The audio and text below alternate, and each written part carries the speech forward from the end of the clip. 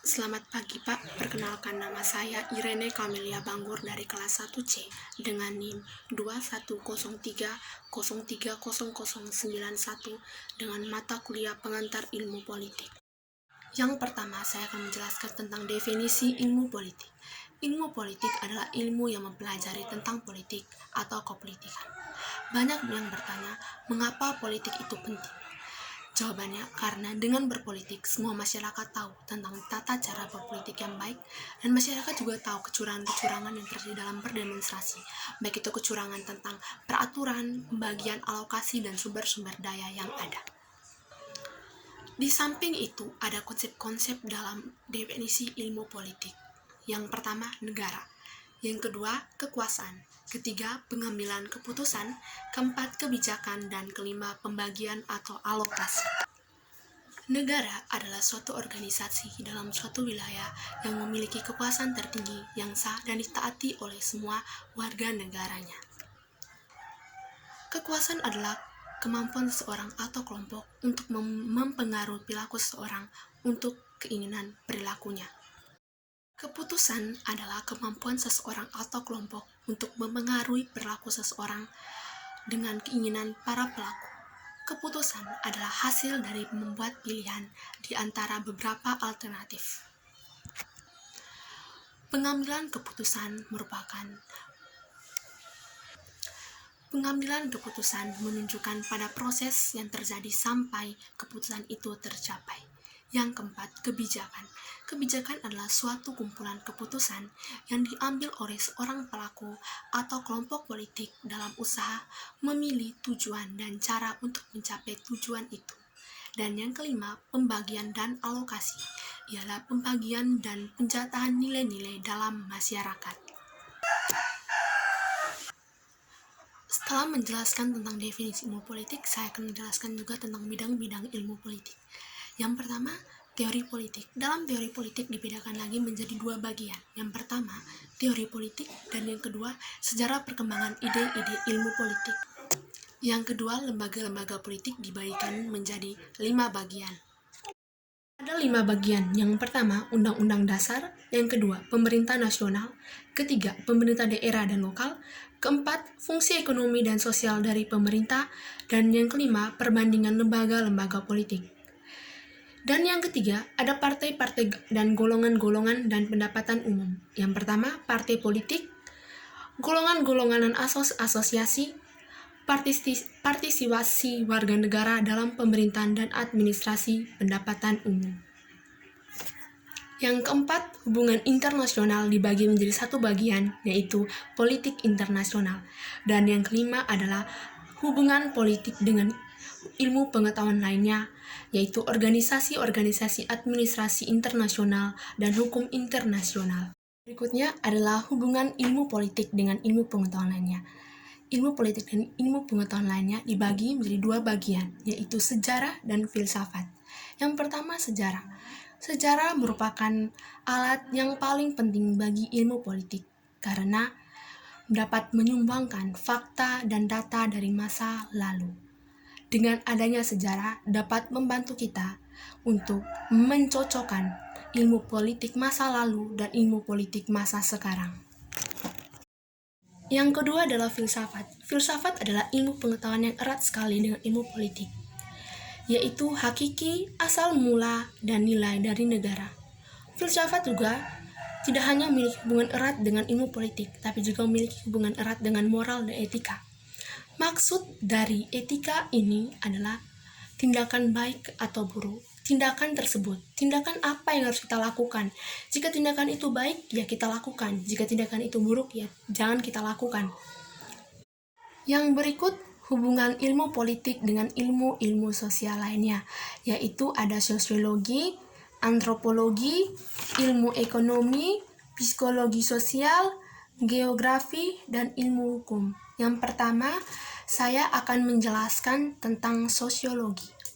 Sosiologi sangat membantu kita dalam sarjana ilmu politik untuk memahami latar belakang, susunan dan pola kehidupan sosial dari berbagai golongan dan kelompok masyarakat. Sosiologi juga dapat membawakan perubahan dan pembaruan dalam masyarakat.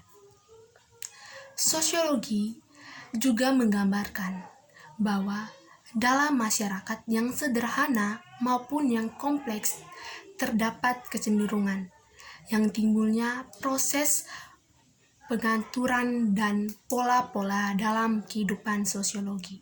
Sosiologi juga membawa dampak yang sangat baik dalam kehidupan kita sebagai makhluk hidup sosial. Dengan sosiologi kita dapat saling memahami antara makhluk satu dan makhluk yang lain. Yang berikut adalah antropologi. Antropologi memberikan teori kepada kita tentang kedudukan sosial budaya yang lebih kecil dan sederhana. Antropologi dan sosiologi saling memengaruhi baik dalam objek penelitian maupun pemindahan teori. Mengapa sangat mempengaruhi secara baik? Menurut saya, antropologi memang lebih memusatkan perhatiannya kepada masyarakat di dalam pedalaman pedesaan yang sangat kurang tentang teknologi. Sedangkan sosiologi lebih memusatkan kepada masyarakat perkotaan yang lebih maju akan teknologi dan ekonominya. Ilmu ekonomi. Ilmu ekonomi merupakan ilmu sosial yang sangat dapat membantu kita menyusun perhitungan-perhitungannya ke depan. Banyak sekali masyarakat yang salah menggunakan ilmu ekonomi ini. Mereka tidak mengetahui tujuan dari ilmu ekonomi. Tujuan dari ilmu ekonomi ini adalah untuk masyarakat yang membuka usaha dan mengembangkan sumber-sumber yang langka untuk kehidupan ke depannya. Dalam ilmu ekonomi ada juga ilmu ekonomi modern. Ilmu ekonomi modern ini mencakup tentang teori-teori, ruang lingkup yang sangat luas, serta metodologi yang relatif ketat dan terperinci. Jika kita mempelajari secara baik tentang ilmu ekonomi dengan ilmu ekonomi modern, maka usaha-usaha yang kita kembangkan dari nol akan terwujud jika kita mempelajari dengan baik dan memahami tujuan dari ekonomi modern. Adalah psikologi sosial. Psikologi sosial mempunyai hubungan timbal balik antara masyarakat dan manusia. Psikologis juga sangat membantu kita dalam melakukan analisis. Berikut adalah geografi. Dalam geografi ada 3 faktor. Yang pertama, perbatasan strategis, desakan penduduk, dan yang ketiga, daerah pengaruh yang memengaruhi politik. Geografi juga sangat memengaruhi karakter dan kehidupan nasional rakyat. Faktor-faktor geografi juga sangat memengaruhi politik suatu negara. Yang berikut adalah ilmu hukum.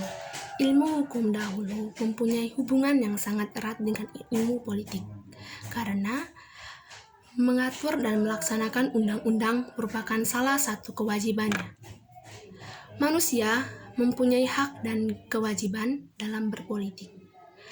Manusia juga mempunyai faktor-faktor sosial seperti sosial, psikologi, dan kebudayaan.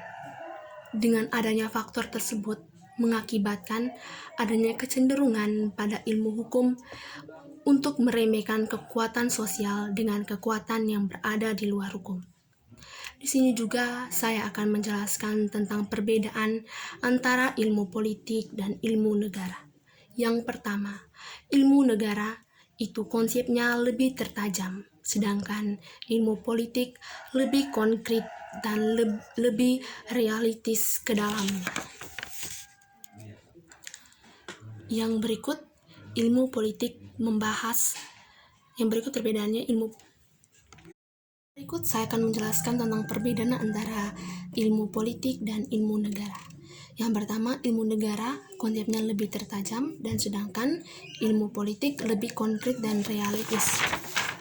Yang kedua, ilmu politik membahas sesuai kenyataan negara, sedangkan ilmu negara lebih mementingkan segi normatif. Yang ketiga, ilmu politik lebih mementingkan sifat-sifat dinamis negara, sedangkan ilmu politik negara mementingkan segi-segi strategis dari